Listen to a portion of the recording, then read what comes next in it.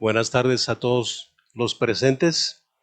Les damos, por supuesto, también la bienvenida a quienes nos ven a través de la pantalla. Como sabemos, estamos aquí para presentar el libro Las fronteras de las letras. Pero ¿de qué fronteras se trata? ¿De qué letras? ¿Dónde? ¿Cuándo? Sobre eso nos van a platicar 4 especialistas en historia del libro, a quienes voy a presentar conforme vayan participando. Y pues para no hacer la introducción muy larga y dar más tiempo a los comentarios, empezaremos con el profesor Pablo Avilés Flores. Él es doctor en Historia de las Culturas por la Escuela de Altos Estudios en Ciencias Sociales de París, Francia. Trabajó en diferentes departamentos de la Biblioteca Nacional de ese país. Es investigador del Instituto de Investigaciones Bibliográficas de la UNAM, en donde participa en 3 seminarios: Bibliografía del siglo XIX, Interdisciplinario de Bibliología, Bibliografía Mexicana de los siglos XVI al XVIII. Además, coordina el programa del Patrimonio Documental Mexicano acerca de la diáspora bibliográfica. Imparte la clase de Historiografía General en la Facultad de Filosofía y Letras de la UNAM. Participa en el seminario Formación Política de México en el Centro de Estudios Históricos del Colegio de México. Su línea de investigación es el patrimonio, coleccionismo y depósito legal, propuesta para una historia de la diáspora bibliográfica. Con ustedes, el profesor Avilés. Adelante, por favor. Muchísimas gracias, doctor Ramos Soriano, y muchísimas gracias también por la invitación a los coordinadores de este libro, que realmente es una gran aportación. Yo voy a tratar de ser breve, es un libro extenso, y bueno, la publicación de un libro siempre ha sido para mí motivo de celebración, sobre todo en una época como la que estamos viviendo, en la que todavía seguimos descubriendo las cicatrices de la que dejó la pandemia. Y en esta ocasión, Marina Garone y Felipe Bárcenas nos presentan un volumen que es producto de la convocatoria lanzada en 2020 para celebrar un año después, en 2021, el 9º Encuentro Internacional de Bibliología en la Biblioteca Nacional de México. Esta ya es una reunión que se ha convertido, es una reunión anual que se ha convertido en una referencia en las discusiones entre los especialistas y para la difusión de investigaciones en torno a los innumerables e inagotables estudios sobre libros, sobre la edición, la circulación de impresos y sobre todo los fenómenos relacionados con uno de los inventos más acabados de la humanidad, que es el libro. Y en aquella ocasión el tema propuesto para el encuentro fue el que lleva el título de este volumen, Las fronteras de las letras, innovación, regulación de la cultura escrita, pasado y presente. No podía ser más oportuno porque en un momento en que aparecía una nueva frontera en la vida cotidiana, era necesario reflexionar sobre los límites que históricamente la cultura escrita ha ido superando, burlando, combatiendo, pero también para pensar en el presente y en el futuro que en muchos aspectos parecían confundirse frente a nuestras pantallas en esas innumerables, infinitas e inagotables sesiones Zoom o la plataforma de su preferencia en la que el mundo entero se sumó. Ante esa realidad, la innovación debía ser una de las consecuencias naturales. Innovar para sobrevivir, innovar para continuar, innovar para rescatar aquella cotidianeidad que de pronto se nos esfumó. Y frente a los fenómenos de innovación también existe la necesidad de regular, tal como lo afirman los coordinadores en su introducción, ante la emergencia de nuevas formas de producción y de transmisión de los textos, los gobiernos, individuos y organizaciones, tanto públicas como privadas, han buscado controlar, regular u organizar lo que se lee y cómo se lee. El libro está organizado en 5 grandes secciones que contienen un total de 18 capítulos, más una introducción escrita por los coordinadores. Es imposible resumir aquí, en estos 15 minutos de los que dispongo, todos los capítulos, porque bueno, el libro en realidad va más allá de lo que anuncia en su título y aborda temáticas que enriquece y aporta para reflexiones muy innovadoras, como la regulación de lo escrito, que ya mencioné, la preservación documental, el ámbito de lo digital como registro histórico, la normatividad, el conflicto social, militantismo, instituciones públicas, instituciones particulares, en fin, un montón de aristas que toca lo escrito y que aborda aspectos que son reflejos de la sociedad y de su tiempo. Entonces, con el perdón de la mayoría de los colaboradores de este volumen, me permitiré señalar solamente algunos de los capítulos de cada sección y que es una selección muy contestable, subjetiva, hecha por mi cuenta. La primera sección, normativas, mercado del libro y bibliotecas, los casos de México y Brasil, colaboran 3 autores, José Abel Ramos Soriano, profesor investigador del INA, Andrea Pérez González, miembro del Seminario Interdisciplinario de Bibliología, y Carlos Enrique Juvencio, de la Universidad Federal Fluminense en Brasil. El tema de la censura es introducido a través de su historia, a través de ejemplos de documentos, de dictos, de listas relacionados con este fenómeno. Y la normativa aparece como un fenómeno bastante generalizado, preocupado por la circulación de ideas, por la confrontación con los textos, por lo que el doctor Ramos Soriano nos ejemplifica como una confrontación entre textos, lo que permite un acercamiento general al dispositivo de este fenómeno. Por su parte, Andrea Pérez estudia un fenómeno bastante curioso y que parece ir en contra de las ideas comunes existentes en torno a la censura. Cómo un texto que a priori tendría el objetivo de ponerle límite a la circulación de las ideas, termina siendo una apología de ese texto, del texto que pretende censurar. La censura previa, que era un trámite necesario para la obtención de una licencia de impresión, atestiguaba que el contenido de un libro no atentaba contra la monarquía, la fe, las buenas costumbres. Esa censura se transformaba en un panegírico, siguiendo diferentes condiciones, como por ejemplo que muchos de los censores eran oradores y al asumir su papel se servían de discursos panegíricos para disfrazar, diría yo, esa censura previa. Y cito, el discurso panegírico de esta censura no se limita al señalamiento de dichas virtudes del texto elogiado, sino también a la reproducción de un estilo propiamente apologético que se nutre del concepto barroco. Así es normal que ciertos recursos retóricos y literarios pasen al paratexto aprobatorio. En dichas censuras, pues, se encuentran incluso dedicatorias, elogios a los autores de la obra y a otras personas vinculadas con la producción de la obra. En fin, son recursos que desde un punto de vista estrictamente formal y administrativo, y yo me atrevería a decir prejuicioso de los procesos de censura, no deberían aparecer. En resumen, Andrea Pérez llama la atención sobre el hecho de que estos procesos son más sutiles, complejos y ricos y no necesariamente responden a nuestros a priori académicos, sino que van más allá como mecanismos de control, como la imagen que tenemos de esos mecanismos de control. No hay que perder de vista que, como dice Robert Darnton, citado por la misma autora, los censores escribían como hombres de letras y su trabajo podría considerarse también un trabajo intelectual. En la segunda sección, Censura, Prensa y Flujos de Información en Latinoamérica, los 4 capítulos que la conforman ponen el acento en los flujos de información y la relación con la censura. Rocío Castellanos Rueda, en el capítulo titulado En el Caribe, la sedición transita de contrabando, llama la atención sobre uno de los detalles más interesantes de la historia americana y que hoy permanece bastante dejado de lado e ignorado, la influencia de la Revolución Haitiana. El ejemplo haitiano aparece como una amenaza a las autoridades coloniales y por lo tanto, todo impreso y todo escrito, conversación o discurso que hiciera referencia a ella debería ser denunciado. Por su parte, Gerardo Zavala Sánchez presenta un relato y catálogo comentado de las publicaciones periódicas del Imperio de Maximiliano. Así se titula su contribución. Y en ese capítulo, Gerardo Zavala explora el mundo editorial durante el Imperio de Maximiliano y propone una clasificación de los periódicos de esa época entre favorables al imperio, hostiles y moderados.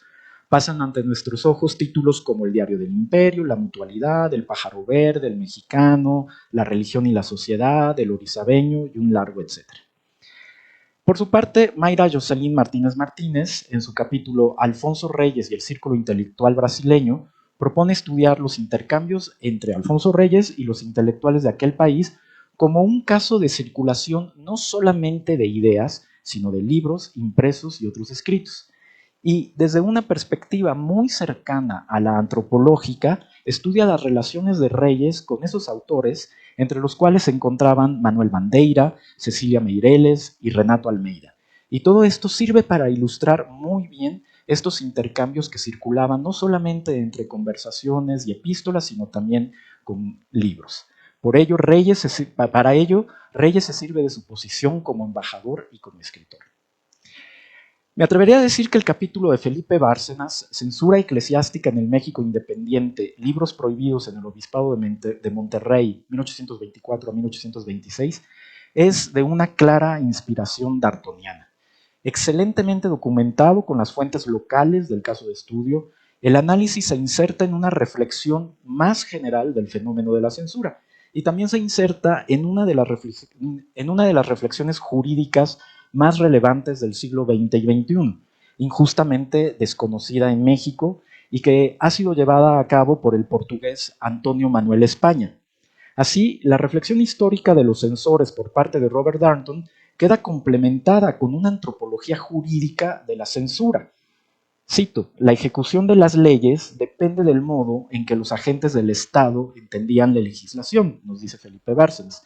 Y a partir de esta premisa podemos pensar que es ingenuo que la aplicación de leyes y reglamentos se realice de forma monolítica, aunque la intención y la motivación de una ley pretenda a una generalidad lo más abstracta posible, el agente de la aplicación de la ley va a filtrar ese entendimiento.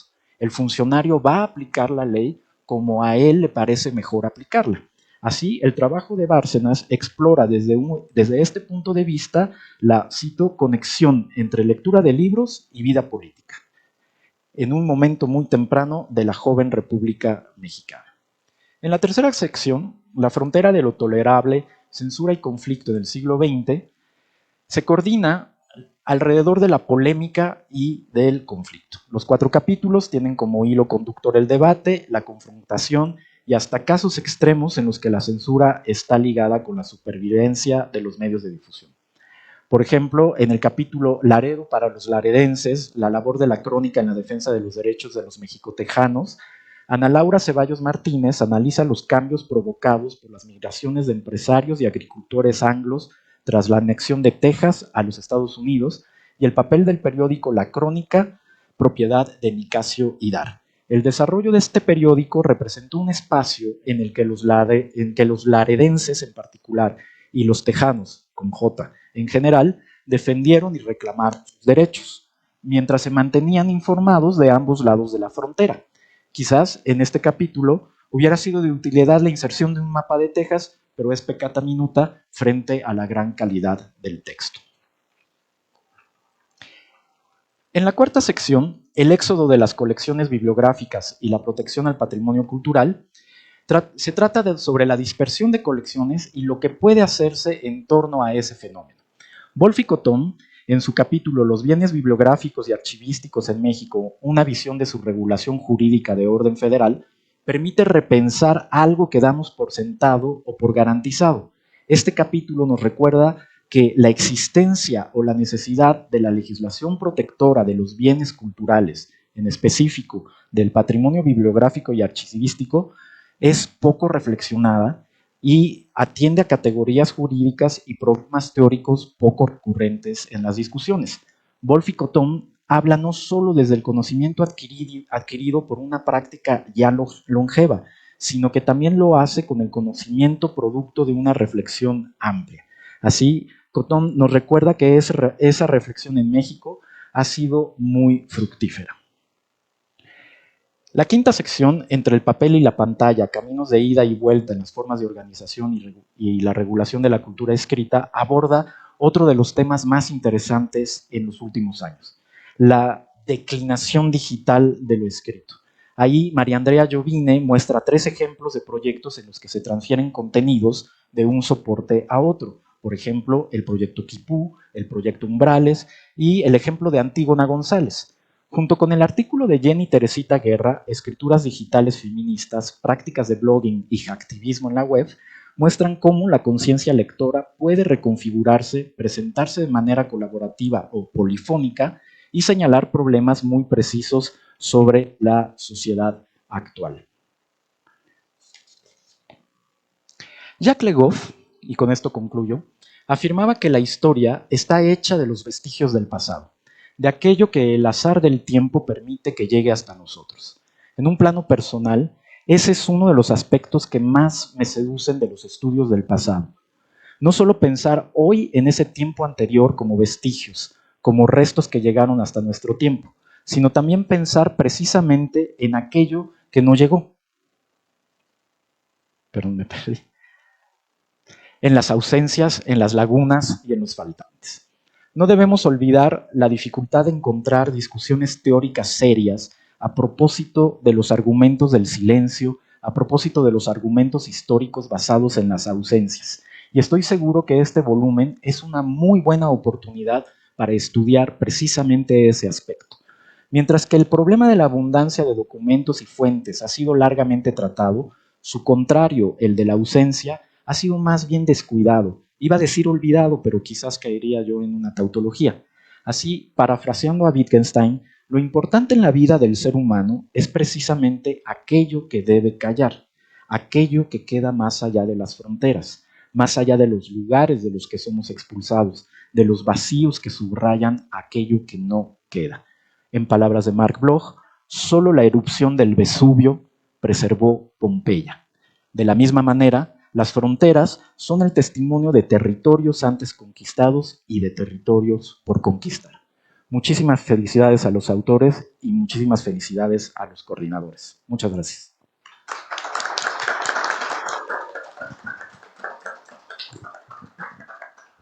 Muchas gracias, profesor Avilés. Tenemos enseguida a Guillermo Turner Rodríguez. Él es maestro en Historia por la Facultad de Filosofía y Letras de la UNAM, maestro en Lingüística por la Escuela Nacional de Antropología e Historia, y además tiene estudios en Restauración y Museografía en la Escuela Manuel del Castillo Negrete del INA. Es profesor e investigador de esta Dirección de Estudios Históricos, donde ha sido además subdirector del área de investigaciones históricas y coeditor de la revista Historias. Tiene publicaciones en México y el extranjero en torno a la conquista, la historia del libro y teoría de la historia. Entre estas publicaciones podemos mencionar que fue uno de los coordinadores de Una mirada al fondo de la historia, publicada por Yehuetlatoli en 2003. Biblioteca del Soldado Bernal Díaz del Castillo, publicado por el INA en 2016, y Los Soldados de la Conquista, Herencias Culturales, publicado también por el INA en 2013. Adelante, Guillermo, por favor. Muchas gracias. Bueno, buenas tardes. Quisiera agradecerle al doctor José Abel Ramos por su amable invitación y por su confianza a estos comentarios. Bueno, el libro Las fronteras de las letras, innovación, regulación de la cultura escrita, coordinado por Felipe Bárcenas García y Marina Garone Gravier, aborda muy diversos procesos por los que pasa y que conforman de alguna manera la cultura de la escritura a lo largo de los siglos XIX-XX y lo que va de este siglo XXI.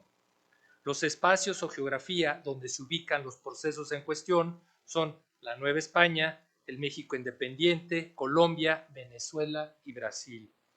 En estos procesos se destaca la presencia de fenómenos como la innovación y la regulación de las obras o soportes en cuestión de la cultura escrita. Y aquí ya nos estamos metiendo en problemas ante nuevos significados posibles del término obra, como señala en su apartado María Andrea Jovine Yáñez. Pero a lo largo de los 19 textos de 18 autores de este libro, los términos texto y autor, igualmente en vías de revisión y actualización, pueden verse también muchos otros fenómenos más de distinta índole que forman parte de la cultura escrita en diversas sociedades. Los apartados del libro se centran en una muy amplia gama de objetos. Estos son lo escrito, la cultura escrita, la expresión escrita, obras postdigitales, hojas volantes, medios digitales, libros, bibliotecas, impresos, publicaciones periódicas, panfletos, cartas, documentos, reseñas, literatura, periódicos, semanarios, prensa, boletines y gacetas y bibliografías.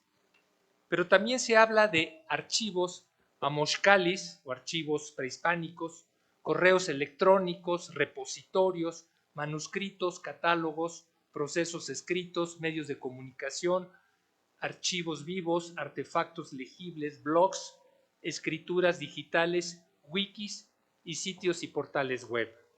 Por su parte, las acciones fundamentales a las que se refiere el libro Las fronteras de las letras son muchas y se ven reflejadas en los verbos que aparecen con frecuencia o de manera muy significativa en los diversos apartados del libro y algunas veces simultáneamente en varios de ellos. De estas acciones sobre la cultura escrita podemos decir que trata en lo fundamental este libro. Dichas acciones o transformaciones son las siguientes: regular, controlar, castigar, denunciar, vigilar, expurgar, leer, proteger, calificar, bloquear, aprobar, autorizar, quemar, olvidar, resguardar, prohibir, censurar y legislar.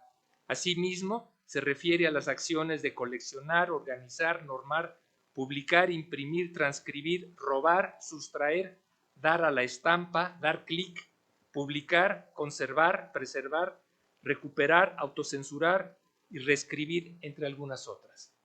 Los sujetos o agentes concretos y específicos de los sucesos o caracterizaciones que aparecen en los apartados del libro en cuestión son autores, intelectuales, lectores, pero sobre todo autoridades, instituciones y la sociedad en general, incluyendo el Estado. Ahora bien, partiendo de la noción poder simbólico que emplea Carlos Enrique Juvencio en el apartado La Biblioteca Nacional Brasileña y la formación de Brasil entre libros y símbolos, pensamos que podemos hablar de un poder, ya esté bien establecido o sea emergente, como el agente principal de muchas de las actividades que se llevan a cabo con relación a la amplia y diversa cultura escrita y la gran riqueza temática que comprende el libro que se presenta.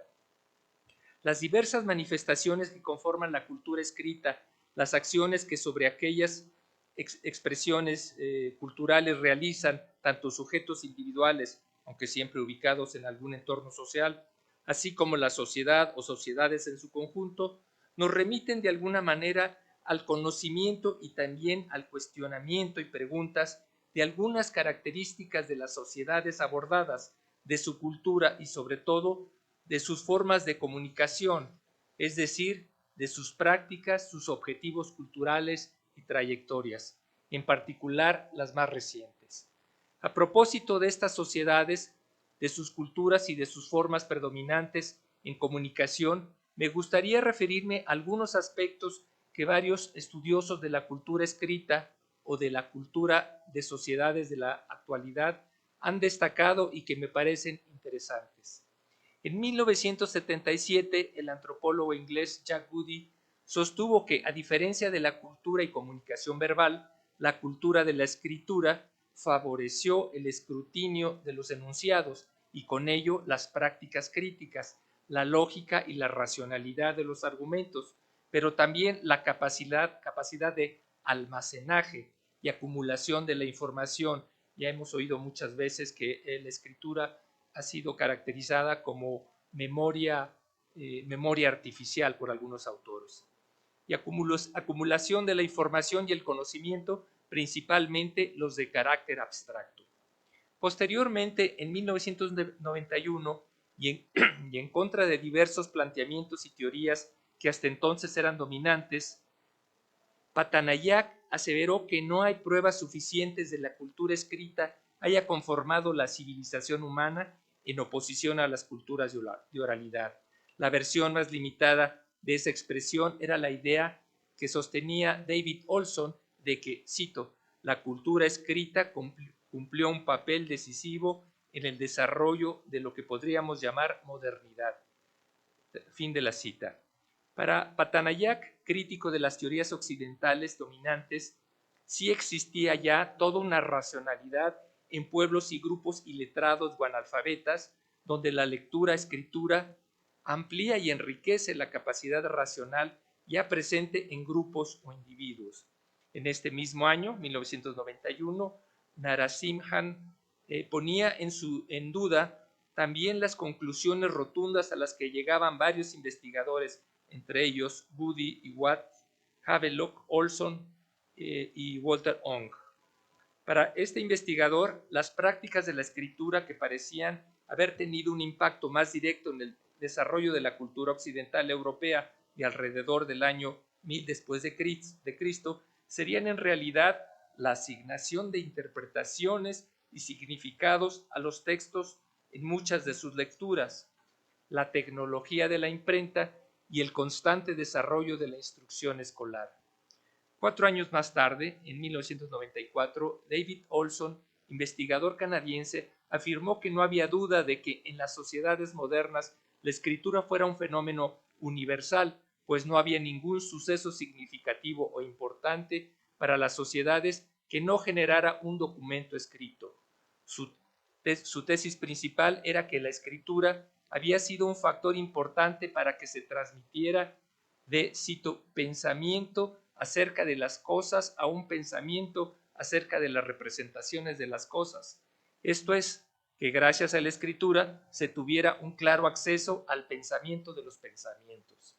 En 1996, Henri Jean Martin, en su obra Historia y Poderes de lo Escrito, considera que desde los años 50 del siglo pasado, los medios de comunicación no impusieron ningún código específico, pero que, cito, la evolución se vuelve contra lo escrito, modificándose o ampliándose todo el sistema simbólico construido a lo largo del último milenio. Este autor afirmaba que si bien actualmente la imagen y los números requerían también de la escritura, cito, la parte material y tradicional de lo escrito que representa por excelencia el libro no deja de reducirse. Estima que si se consideraba el enorme desarrollo de los medios de comunicación y de información, el libro como medio de transmisión de los conocimientos y del saber parece retroceder. El autor francés considera importante el que hoy existan trabajos y oficios que hace unos 50 años, el autor escribe, recuerdo, en 1996, no había, hace unos 50 años no había, los cuales cubren actividades relacionadas con la información y que representan en los países más desarrollados más de la mitad de sus poblaciones. Para este autor, los, cito, cárteles de la comunicación se pueden comparar con los cárteles industriales.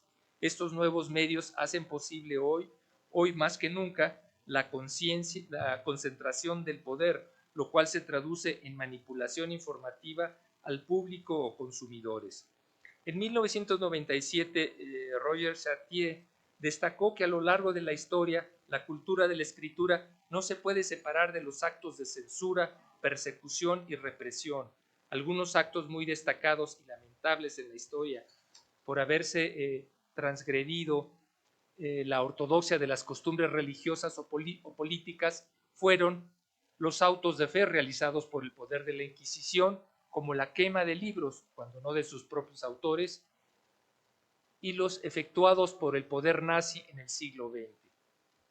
En el momento en que escribía Chartier, 1997, afirmaba que, cita, la biblioteca electrónica sin muros es una promesa del futuro. Hoy, sin embargo, podemos decir, con cierta ironía, que esa biblioteca virtual es ya toda una realidad. No obstante, sostiene que en cualquier caso las bibliotecas materiales deberán ser preservadas para la posteridad. Sobre el futuro que nos depara la revolución del texto electrónico, el estudioso francés advierte que lo que podemos pensar de ese momento solo puede surgir de lo que se sabe en el presente. No obstante, esperaría que en lugar de dirigirnos en los próximos años a prácticas de solipsismos, nos dirijamos a una renovación del proyecto de la Ilustración. Perdón. Armando Petrucci en 1999 señalaba que en la historia todas las sociedades con escritura han formado un patrimonio a partir de sus materiales producidos, cuyos grupos gobernantes buscan controlar y regular su conservación y conocimiento, pero que de alguna manera, en algunos casos, también han dado lugar a su destrucción y olvido. A diferencia de Chartier, este investigador considera que conservar los bienes culturales relacionados con la cultura escrita no debería ser un motivo de preocupación, puesto que aquellos están condenados a su desaparición gradual debido a lo perecedero de sus materiales. Estima que, cito, lo que se conserve lo será por un proceso automático.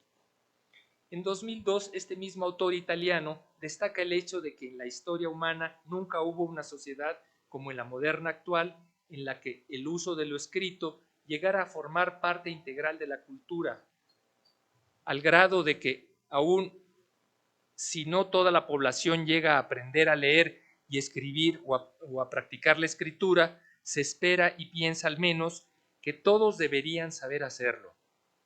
Sébastien Charles explicaba en 2004 que Gilles Lipovetsky afirmaba ya en 1983 en su obra La Era del Vacío que se había transitado de la disciplinaria sociedad moderna caracterizada por el control y la vigilancia, tal como lo había planteado Michel Foucault, a una sociedad postdisciplinaria o posmoderna, donde ahora regían los principios de lo espectacular, lo efímero y la elección individualizada.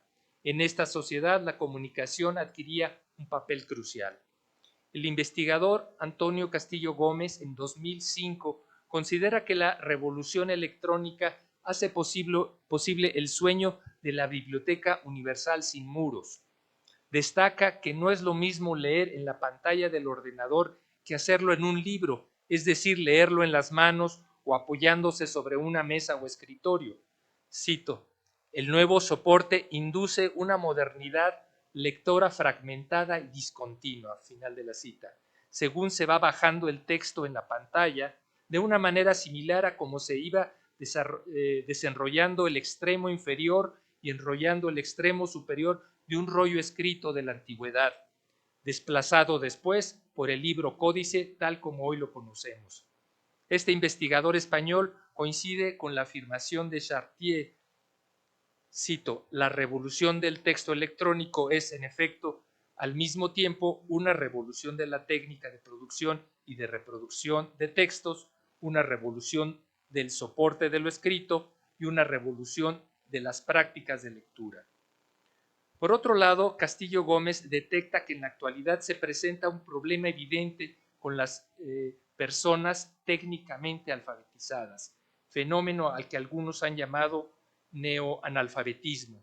Esta dificultad ha sido atribuida a la pérdida de las destrezas alfabéticas, ya sea por la falta de práctica o por deficiencias del sistema educativo. Al reconocer el autor que realmente estas dificultades afectan a una población todavía más numerosa de la que forman los alfabetizados precarios, nosotros los lectores podemos pensar que la propia revolución digital y su cultura finalmente han tenido un cierto impacto en la calidad de la enseñanza de la lectura, aunado al decrecimiento de su práctica. Esto, claro, sin tomar en cuenta ni la cantidad, ni la calidad o complejidad de los textos que se leen. Por otro lado, Gilles Lipovetsky considera en 2006 que en la modernidad los individuos estamos inmersos en una cultura con una hipertrofia informativa, por lo que se requiere del estudio de las humanidades, las cuales aportan referentes de sentido y marcos de inteligibilidad. En 2014, Teresa Ayala Pérez, investigadora chilena, sostiene que aunque la comunicación digital recurre constantemente a las imágenes, el sistema sígnico más importante de Internet sigue siendo el código escrito, tal como sucedió con los medios de comunicación masiva. Por su parte, el filósofo coreano-alemán Byung-Chul Han sostuvo en 2014 que el uso de la técnica de las redes y los medios digitales han dado lugar a una revolución digital que desplaza el predominio de los medios masivos de comunicación, es decir, los mass media. Señala que la sociedad de control digital es mucho más eficiente que la moderna sociedad disciplinaria, aquella, además de vigilar el comportamiento de sus números, hoy somos sometidos a un control tanto corporal como psicológico. Esta era digital parece creer en la mensurabilidad de la vida humana. Una característica importante de los datos y los números es que estos... Bueno, continúo. Esta era digital parece creer en la mensurabilidad de la vida humana. Una característica importante de los datos y los números es que estos no conforman un sentido por medio de una narrativa, sino que los datos se van agregando consecutivamente. El individuo digitalizado se encarga de su propia vigilancia. En la actualidad, cada clic y palabra escrita quedan registrados en la computadora, por lo que nuestros hábitos digitales aportan una información fiel y muy valiosa de nuestra persona. La información masiva, el Big Data, es capaz de hacer legibles deseos, voluntades y patrones de conducta que los propios individuos no conocen o de los que no son conscientes. La búsqueda de datos cuantifica lo real y con ello transforma la vieja noción de conocimiento. Las causas son reemplazadas por las correlaciones. Para la sociedad disciplinaria, en la que se buscaba ante todo el buen funcionamiento social, las emociones de los individuos resultaba ser de alguna manera un obstáculo o un estorbo. Pero la racionalidad llegaba allí a su límite y con ello al fin de la sociedad disciplinaria. En un periodo posterior, las sociedades recurren también a las emociones humanas para crear necesidades y avivar el consumo, así como para aumentar el rendimiento y la productividad. En este régimen consumista se venden significados y emociones. 7 años más tarde, en 2021, este mismo autor, Chul Han, se refiere a un régimen de la información, oponiendo el régimen de la disciplina,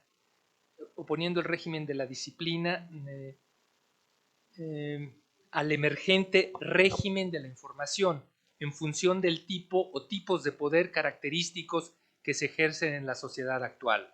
Sostiene el autor que en este régimen la vigilancia se ejerce por medio de los propios datos. Esta vigilancia ya no se realiza a través del aislamiento de los seres humanos, sino por medio de la tecnología de la información que establece una vinculación a través de redes de personas con la intención de mantener una comunicación constante. Afirma que la comunicación será más intensa mientras se haga un mayor intercambio de datos. Este estudioso de la cultura y de la sociedad contemporánea, el más crítico y acaso el más pesimista frente a los otros anteriores, subraya que aunque en ellas no impera una disciplina y que los individuos no tienen la sensación de ser vigilados, sino que ejercen plenamente su libertad, sigue habiendo un poder social donde las personas se encuentran bajo el dominio de la propia información. El régimen de la información sustituye el relato por lo digital o numérico. El conocimiento ya no se alcanza a través del dato ideológico, sino por medio del cálculo algorítmico. Anteriormente, en la era o régimen de la modernidad, solo se elaboraban perfiles de quienes delinquían. En el nuevo régimen informativo se realizan perfiles de conducta de todos y cada uno de los individuos. No obstante, por sí misma, la pura información no logra explicar el mundo y su realidad. Antes de la era digital o del régimen de la información, el medio predominante era el libro, pero hoy los medios de comunicación de tipo electrónico desplazan el discurso de carácter racional propio de la cultura del libro. Actualmente la digitalización se ha extendido a todos los continentes. Este fenómeno transforma la percepción del mundo, la cultura global y también la relación de los individuos entre sí. En la era de los medios digitales aparece una sobreproducción de información y una muy amplia difusión. A este fenómeno, el director general de la Organización Mundial de la Salud, Tedros Adhanom, la ha llamado infodemia. El constante e imparable flujo de información y el tiempo cada vez menos disponible en la actualidad afectan las prácticas y procesos de la experiencia del conocimiento y por tanto de los saberes en general. Chulhan se remite a Niklas Luhmann, quien señala que, cito, en una sociedad de la información ya no se puede hablar de comportamiento racional, sino, en el mejor de los casos, de comportamiento inteligente. Tal vez habría que explicar y agregar el carácter de útil, es decir, para algún propósito. Las noticias falsas o fake news se utilizan como un medio para conseguir poder. Estas noticias falsas exigen hoy una mayor atención y un esfuerzo analítico por parte de los lectores ante los enunciados dados y tomados normalmente como verídicos. La información presentada fuera de contexto resulta ser más efectiva e impacta más las emociones de la gente que una argumentación bien o mal fundamentada. En muchas sociedades actuales, sobre todo entre sus grupos dirigentes, la veracidad y la verdad tienen poca relevancia ante el enorme cúmulo de información disponible. Este estudioso ha expresado que, cito, la información corre más que la verdad y no puede ser alcanzada por esta, que la verdad no hace ruido y que la verdad se pierde en el ruido de la información. Cuando se anula toda referencia o búsqueda de la verdad en los hechos, la libertad de expresión se trastoca y se vuelve una farsa. Ante la globalización, la digitalización y la implantación comunicativa de redes, se debilitan las tradiciones culturales, se da lugar a diversas fragmentaciones y, cito, se complica enormemente la comunicación orientada al entendimiento. La red se tribaliza. Estos grupos o tribus digitales encuentran su identidad precisamente en la propia información. Para estos, cito, la información no es un recurso para el conocimiento, sino un recurso para la identidad. Ante cualquier cosa que debilite o ponga en duda sus convicciones de identidad, los grupos tribalistas ignoran todo relato que contradiga la narración que crea su identidad y por tanto cualquier diálogo, lo cual dificulta la comunicación y el entendimiento. Lo que expresan estos grupos son fundamentalmente opiniones que son discursos, que no son discursos, sino que son, según él, de alguna manera sagradas, porque coinciden plenamente con su identidad, algo a lo que no pueden renunciar. Por último, diremos que si bien algunos estudiosos, panoramas y caracterizaciones teóricas sobre las prácticas recientes de la cultura escrita parecerían apuntar a un debilitamiento actual de la cultura escrita o de su racionalidad, tal vez los historiadores podrán tener más adelante un juicio más justo y certero apegado a la complejidad de la cultura y a los acontecimientos sociales de la época. Seguramente entonces el público interesado podrá recabar información a través de muy diversos recursos y aplicaciones que brinden noticias y datos. Pensamos que algunos podrán adquirir información, estudiarla y construir sus posibles significados también a partir de libros. Muchas gracias.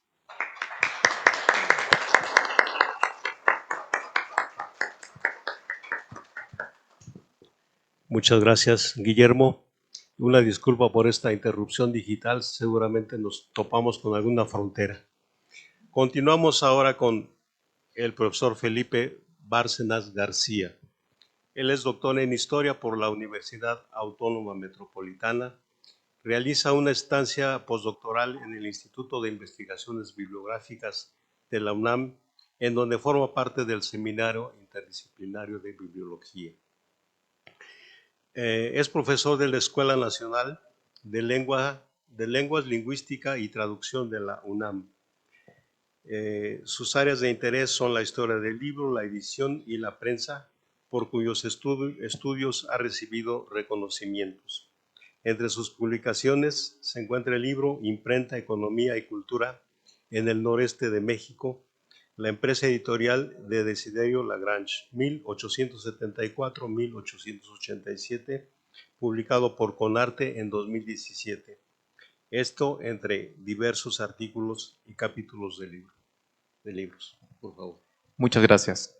Híjole, para comenzar, quiero mencionar que estoy muy contento de poder estar aquí con todos y con todas ustedes, presentando un libro que tuve el honor, casi privilegio, de coordinar junto con Marina Garone, que bueno, esto ya se lo había comentado en alguna ocasión, lo reitero nuevamente. Su obra fue fundamental durante mi trayectoria como historiador.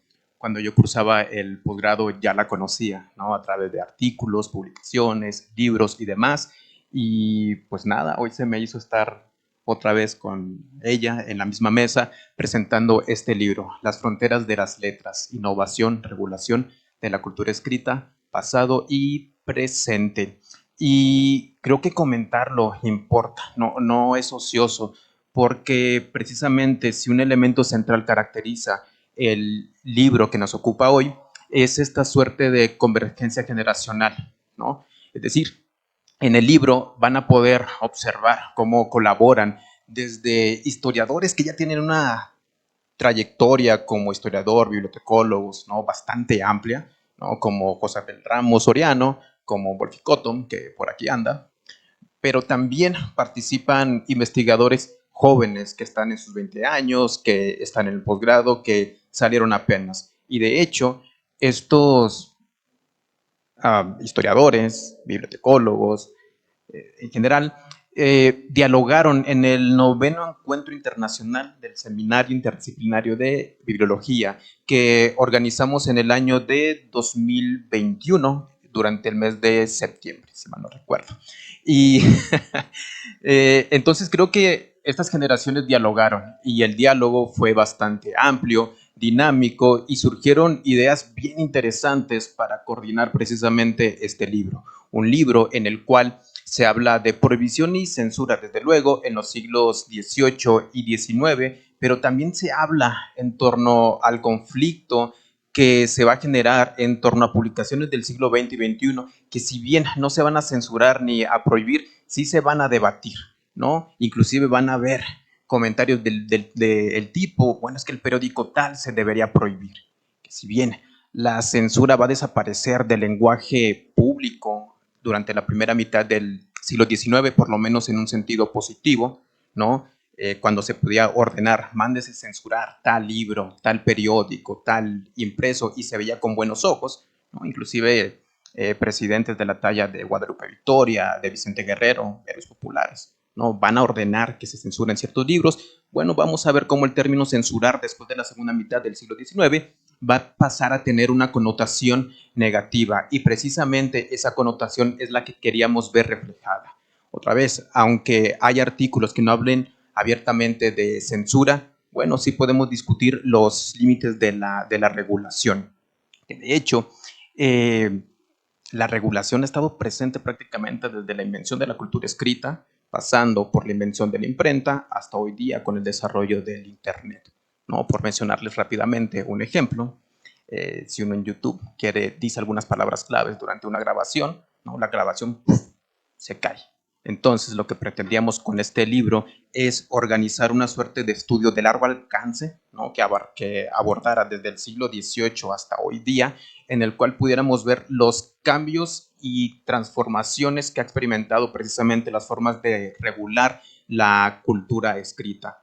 ¿Por qué las instituciones privadas, públicas, por qué el Estado busca regular? ¿A través de qué medios se busca también censurar, establecer límites a lo que se puede expresar y a lo que no? Es decir, este libro creo que importa bastante porque abarca una temporalidad bastante amplia. Normalmente, no, no es que quiera ensalzar el libro, aunque sí lo haga, ¿no? Se centran en una época bastante puntual. La censura en la década de 1920, prohibición de libros en la segunda mitad del 18 o del 19, pero este libro no. Pueden encontrar estudios otra vez que van desde el siglo XVIII hasta hoy día, desde prohibición y censura en el 18, inclusive Abel Ramos va un poquito más atrás, ¿no? Se remite a Babilonia, a la cultura azteca, ¿no? Hasta el activismo en la red. Entonces, este libro importa bastante. Y bueno, por otro lado, no quiero dejar de señalar que coordinar un libro implica un proceso bastante escabroso, muy grande, porque para empezar hay que coordinar agendas de autores reconocidos y de repente empatar tiempos es bien difícil, más de lo que ustedes creen. Entonces quiero aprovechar este espacio para agradecer a quienes participaron en esta obra, no que decidieron sumarse a un proyecto que no recibió recurso alguno, que si se pudo publicar fue gracias a que Editorial El Ermitaño apostó porque reunimos una serie de textos de amplia calidad, que El Ermitaño aprovecho también para agradecer, ¿no? Porque supuso, bueno, creo que los autores, tanto jóvenes como con trayectoria, tienen algo que comunicar y eso que quieren comunicar importa. Y muchas veces editores pequeños como El Ermitaño no tienen los recursos que sí tiene, por ejemplo, una universidad que se puede dar el lujo de publicar un tiraje amplio, 1500 libros, que se puede dar el lujo incluso de regalar libros, ¿no? La presentación vaya ni se va a dar, si no, en 6 meses se puede descargar.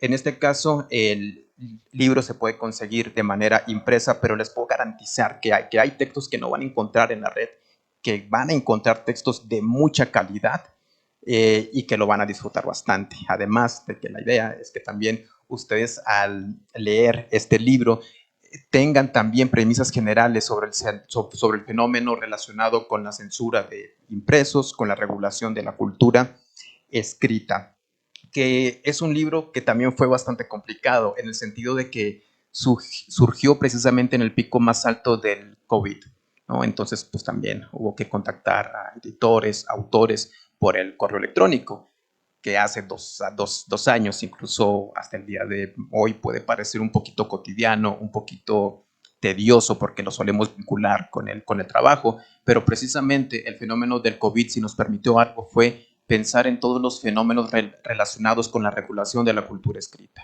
Incluso en la actualidad vivimos una época en la cual si nos identifica algo es que estamos sometidos a un bombardeo continuo todo el tiempo de mucha información, Twitter, Facebook, publicaciones digitales, libro digital, etc., etc. Y de repente pensamos que vivimos una época en la que pareciera que todo es público, que ya no hay regulación, que no se puede censurar. Pero ojo, ya lo mencionaba, si algo ha caracterizado la historia de la cultura escrita es que la regulación estatal, pública y privada también ha estado siempre sujeta a ciertos límites. ¿Cuáles son esos límites? Pues bueno, adquieran el libro y conózcanlo por ustedes mismos. Y bueno, realmente yo quiero ser bastante breve en esta presentación. Creo que no conviene reiterar lo que los colegas ya comentaron y nada, no me queda más que invitarlas a adquirir este libro que les garantizo es una maravilla, les va a gustar y desde luego que puede tender puentes de diálogo.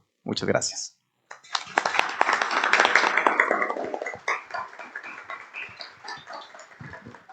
Muchas gracias, Felipe. Tenemos a continuación a Marina Garone Gravier, quien es doctora en Historia del Arte por la UNAM.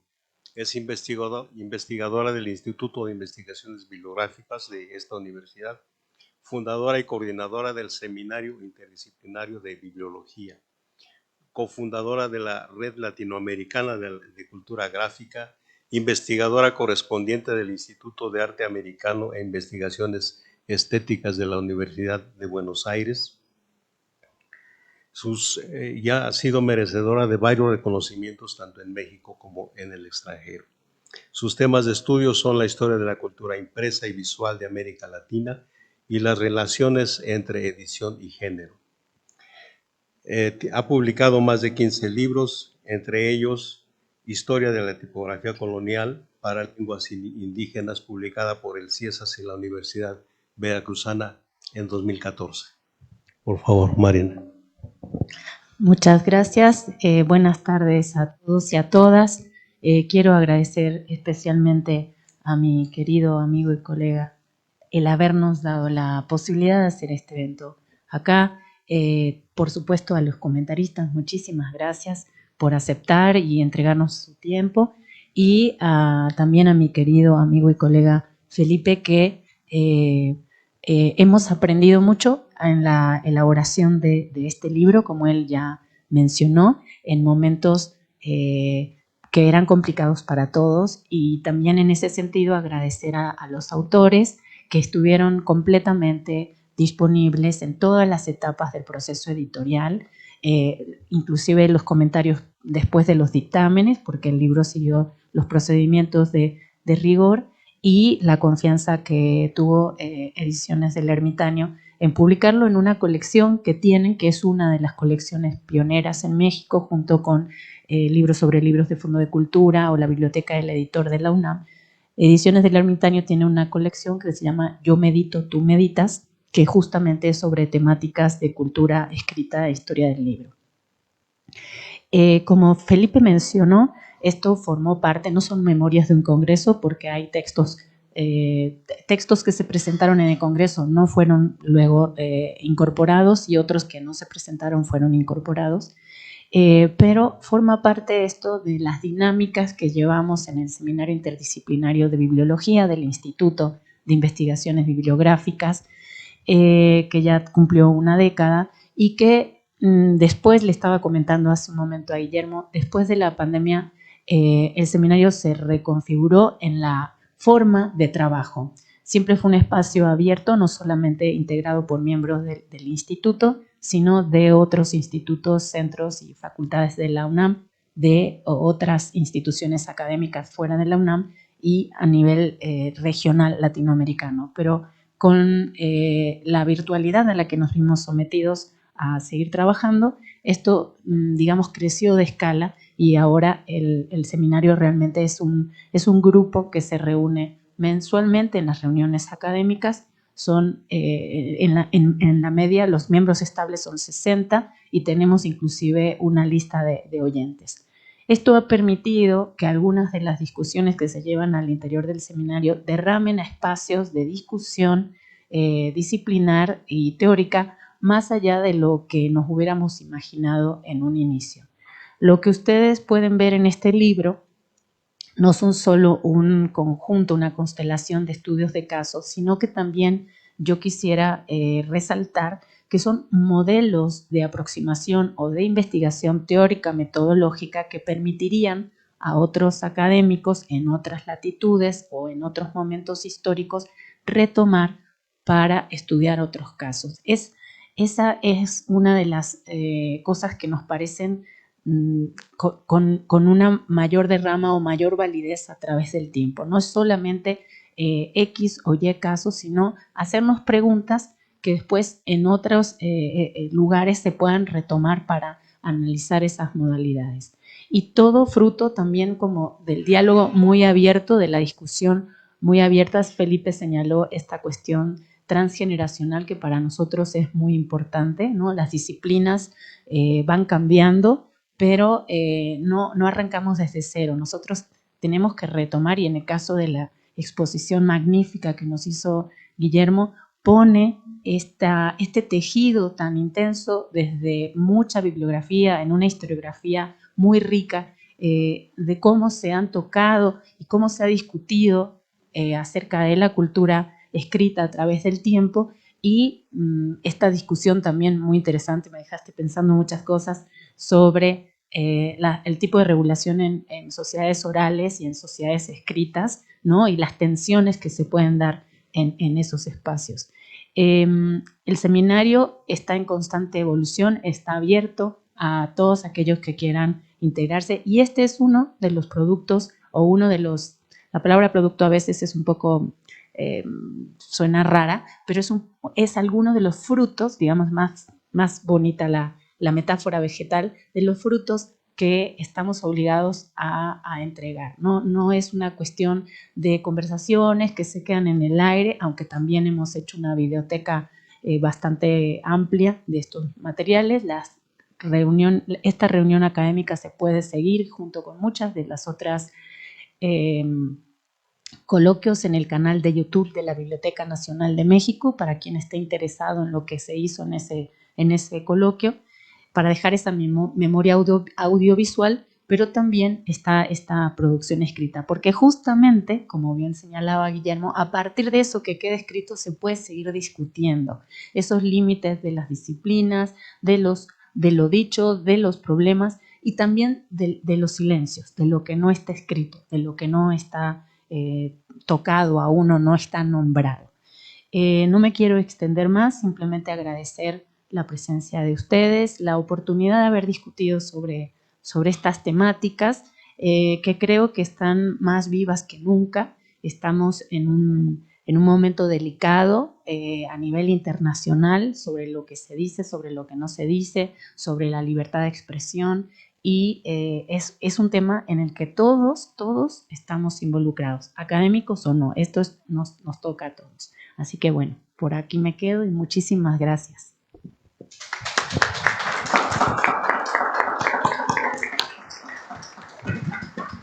Muchas gracias a los 4 comentaristas. Si alguien del público quiere agregar algo, preguntar algo a propósito de esta presentación, adelante. O también, no sé si ya no hay problemas por la transmisión en internet, si alguien del público quiere decir algo. Sí. Tuvimos una suspensión de internet, entonces va a grabar en la segunda parte. Pueda volver a subir. Bueno, pues tuvimos problemas entonces. Pero como han escuchado, pues este libro es un grueso volumen de 510 páginas, en donde algo que resalta y que nos mueve a la reflexión es la gran diversidad que se presenta en diferentes sentidos. Por ejemplo, son 19 autores que pertenecen a diferentes instituciones del país y del extranjero. Trata también sobre diferentes países y los autores vienen también formados en diferentes disciplinas.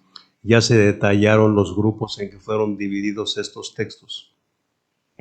También son temas acerca de lo que sucede y ha sucedido en México, Brasil, Caribe, Texas, Monterrey, Colombia, sobre personajes, por ejemplo, Alfonso Reyes o los estudiantes universitarios y la prensa que producen. O sea, también se trata de diferente tipo de publicaciones. Se analiza también la biblioteca de Nicolás León, la formación del Archivo General de la Nación. En fin, diferentes épocas desde los siglos coloniales hasta el siglo XXI. Hay textos entonces para todos los gustos y para todos los intereses. Y entonces reitero la invitación que nos hizo Felipe de aprovechar para adquirir el libro, porque no se va a observar, no lo vamos a poder observar o quedar en las librerías, ya que solo se puede comprar mediante pedido para que lo impriman sobre demanda. Y para finalizar, pues agradecimiento a todos ustedes por estar presentes en esta sesión, a los ponentes, reitero también el agradecimiento y por supuesto el apoyo técnico, así como el apoyo de las autoridades de este lugar, especialmente la directora Delia Salazar, el apoyo del área de difusión, tanto el apoyo también administrativo, técnico y manual, así como la Coordinación Nacional de Antropología del INA por la transmisión. Y bueno, un reconocimiento finalmente, aunque no menos importante, a los editores de El Ermitaño y Yo Medito, Tú Me Editas, por haber facilitado ejemplares para su venta. Muchas gracias a todos y que pasen muy buenas tardes. Hasta luego.